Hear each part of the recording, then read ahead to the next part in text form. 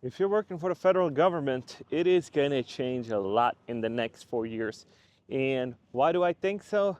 Well, I've had people in the comment section reaching out to me and emailing me, messaging me that, hey, I work for the federal government and I'm worried.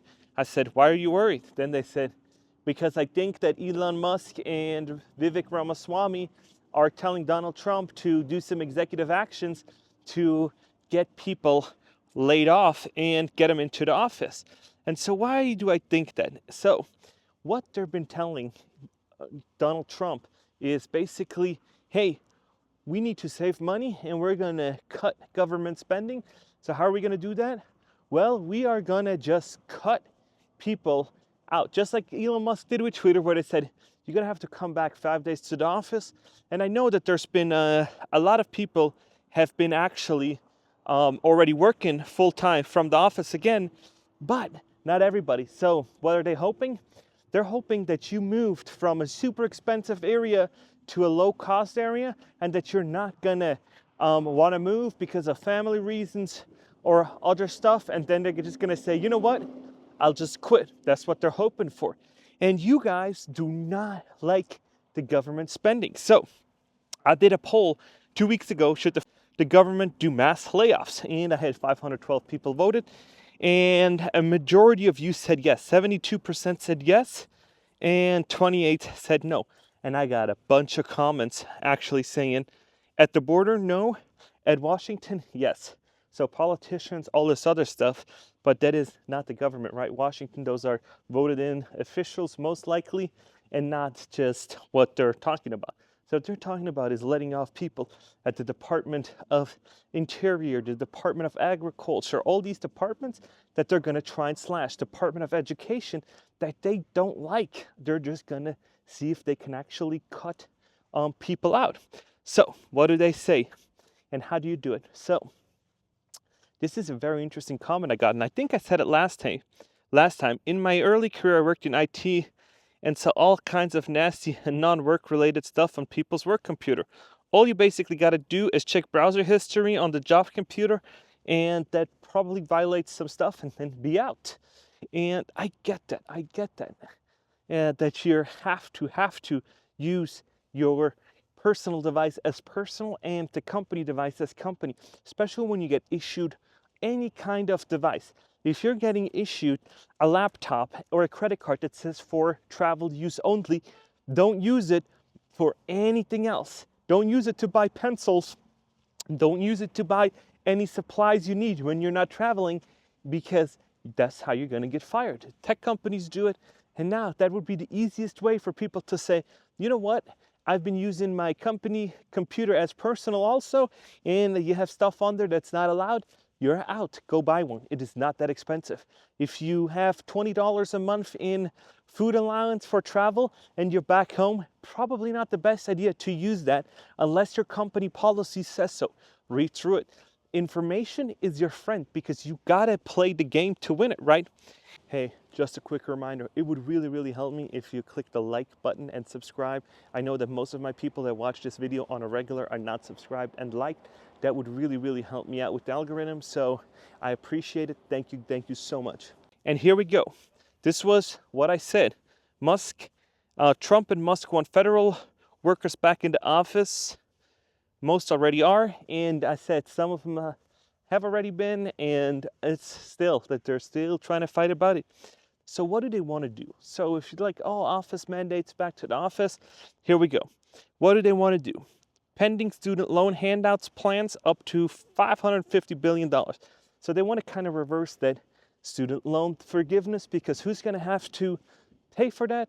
The taxpayer. They'd really want to cut down on stuff on waste. And I also think that this student loan dilemma can't continue. Am I in favor of forgiving it? I think I kind of am, because then we give it to American peoples and not just some random country or random organizations. So I'm more in favor of just letting him forgive it, but not issuing new ones. So if you have a college that is giving student loans out, and you can track that and see, oh, this guy went to MIT and there is no people with student loans that work to MIT, great, we would issue you student loans. But if you're from no-name college in middle of Alaska or Arkansas or Florida, and you're issuing hundreds of thousands of dollars of student loans of tuition to these people, and they can't repay, they can't get jobs, you need to pull funding. You need to say, you lost privileges of actually issuing student loans, and you are done. You need to close up and get out. And so healthcare actions, they're trying to cut healthcare costs. And I see that all the time. They're like, oh, it's getting out of control with all these upcharges and all these other things. Healthcare's a mess. So we'll see what that's going to do. But I don't think 4 years is going to really change a whole lot, because you need decades to change a whole bunch of stuff, right? And then SNAP food stamp program changes. They want to save $180 billion with SNAP food stamps. And I looked at what the problem is with SNAP. So I went into, and I typed in what SNAP recipients, right? And there's a shocking amount of people, working families. Over 34% of SNAP recipients are in working families. Indication that significant portion of the recipients are employed while receiving benefits. So this is a huge issue, that these people receive food stamps while they're still working and still are employed. Now, why that is? Why is that? And I came to this conclusion the other day where I saw another business owner talk about, hey, if I sell $10,000 worth of goods a month, right? I sell 10,000, that kind of keeps me going. And then you can come in and steal $1,000 without me, without, penalizing these people. Then you basically say, hey, what did that do? That guy just stole 10% of my revenue, right? So what do? You need to increase your prices everywhere to where other people then that paid those groceries need to then not go or also steal. So you're starting to take people that have been paying the groceries and been doing all that. So you're like, hey, this guy made $10,000. $1,000 has been lost or stolen. And so now you have to increase your prices by 10%, right?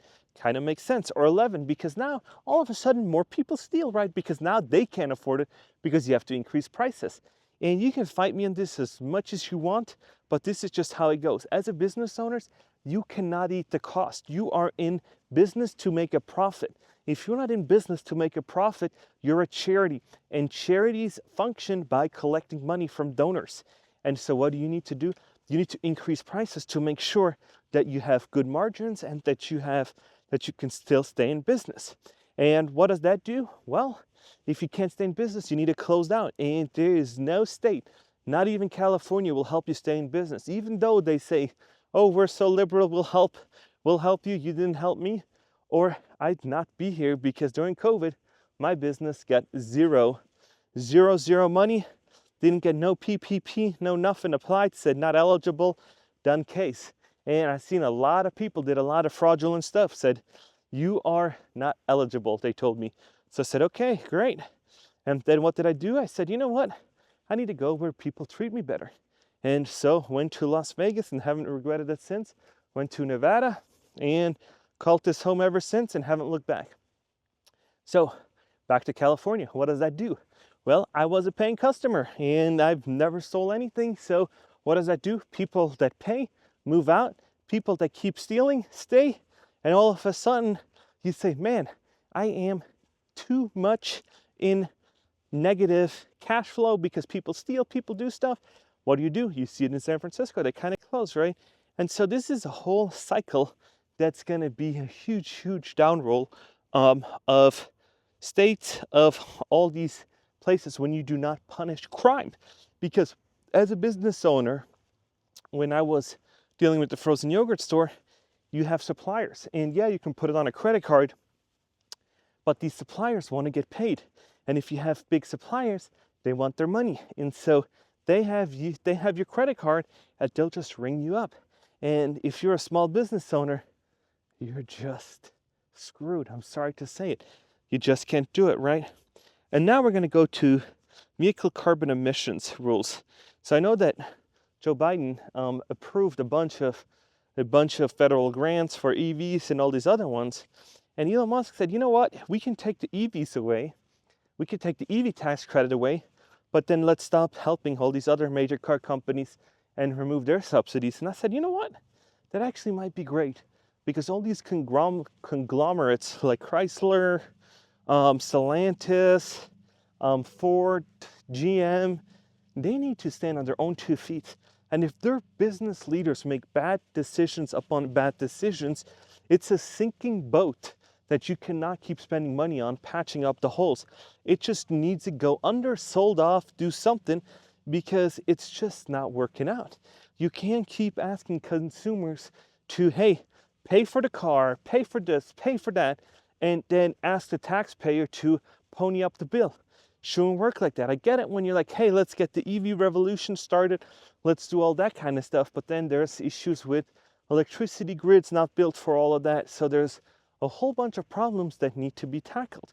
And now, with all these federal employees, you got to go back to the office. You gotta showcase your value, and even then, depending on what department you are and how much they want it, you might be out too. So it is not fun to be a federal employee right now, because who knows what they're gonna do. And it wouldn't surprise me if they say, hey, we're gonna shut this down, and we deal with the consequences later on. Because a lot of people say, oh, they can't do that, that's illegal. They might, and then they just deal with the consequences later. You might get, instead of 6 months severance, 2 years or something like it, and be done with it. And then they'll cut it, and you're out, and just figure something out. Or they go through your laptop and figure out, this guy has been doing stuff that we did not allow, and it violates the terms and conditions. And I've had a lot of people say stuff like that, where I was only doing this because they said it was for personal use, or did personal phone calls on a government advice, or installed TikTok, did something that violates their agreement that you've entered when you worked for the government, and then they're just gonna axe you. And now there's state, and then there's federal, right? So if you're a state, I don't know how much is gonna change. That's probably gonna depend on your leadership, but the federal government, they're gonna have interesting times, even hiring. Because Allie applied for a federal job at the FDA, and she loves med devices, right? As you guys know, you probably saw her on LinkedIn. She loves med devices. So they had a job posting come up like 6-7 months ago, and she applied, and they said, hey, we'll move you forward. And then it was just been crickets. It's been crickets for about almost a year since the job listing was open. And then somebody else wrote me in and said that is what they're doing. They're just not backfilling these positions, because it's going to be really interesting to see what's going to happen once the new president takes on, and once they make the new rules, how they want to run things. And so it's going to be really interesting to see how much of an ear Elon Musk will Donald Trump allow Elon Musk to have, right? How much they're going to talk into it, because it's going to be really, really interesting to see how they're going to do it. Because when you look at what Elon Musk did with his Twitter thing, he let go 80% of Twitter. And when you look at some of his videos where they said, oh, we need so many servers and whatnot, and there was this guy on the plane. So Elon Musk took off on a plane. I'll tell you the story real quick. And he said, yeah, I was in the plane on New Year's Eve or Christmas or something, and they said, hey, why aren't these servers, why do we need so many backup servers? They said, oh, it's just normal, we need to have them. He said, no, we don't. And he says, oh, it's going to take 6 months to migrate the data to something else. He says, I'll give you 6 weeks. He said, no, we need more time. So Christmas comes around, or New Year's, and Elon Musk just said, at the airport, said, so what about those servers? What happens if we cap them? And then they said, oh, I don't know, probably nothing. So they, mid-flight from California to San Jose, I think it was, to Austin, they said, you know what, let's go to Sacramento and cut these lines, cut these servers. And that's exactly what he did. He turned the plane around, went to the server, and actually just cut the server thing, heaved it up, and just start cutting, and said, you know what, we're done, and got them removed. And so things are possible, even though you think there might not. So they are possible. You just gotta do it and deal with the consequences later on. If Twitter would have crashed, it would have crashed, and there was live coding on it, but hey, it's still up and running. So there are things that are just coming that you and I have no idea about. And it's going to be really, really interesting to see, because when they're going to start coming out with these deregulation, and they're going to say, hey, we're going to deregulate this. It's going to be up to the states to pick up the tab, right? So it's going to be up to the individual state to say, hey, if you're in that state, you should have more power. The federal government's not going to mandate all these laws. So we're just going to say, if you're in it to win it, you're just going to have to do it. And the state has to step up, right? Because Elon Musk was super, super pissed about the EPA fining him like $150,000 because he used water, like just running water, fresh water, to cool the launch pad, and the EPA fined him. So he has vendetta, he has revenge, and it's going to be really interesting to see how that's going to turn out, because as president, you have a lot of power. You can do a lot of things, and you can go to, depending on who you appoint and what they want to do, you can really, really put some damage into all these people that have these jobs that were working for the federal government, and you can really, really make their life really hard with just a stroke of a pen, right? So it's going to be interesting to see who's going to be hiring, where is this all going to be going, because it's definitely not that the federal government's going to hire a whole bunch of people coming up here, because they've been talking, let's save some money, let's get our national debt down, do all this kind of stuff, and it's going to be really, really interesting. And yeah, let me know what you think about all this, because I'm reading and it's like, man, it's for sure going to be interesting seeing how they're going to do all that, because I know there's going to be a whole bunch of lawsuits. It's going to be fighting in court like you wouldn't believe. So just like last time, the courts, I know one thing: if you're a lawyer and your trial do something about anything like that, federal cases, man, you struck gold. You struck gold, because there's going to be so much fighting in the courts that you're going to be winning. And that's what I always say: lawyers always win, everybody else just loses. So yeah, great for them, good for us, maybe, I don't know. We'll figure that one out as we come to it. But this was it for this video. And please, if you haven't, like and subscribe.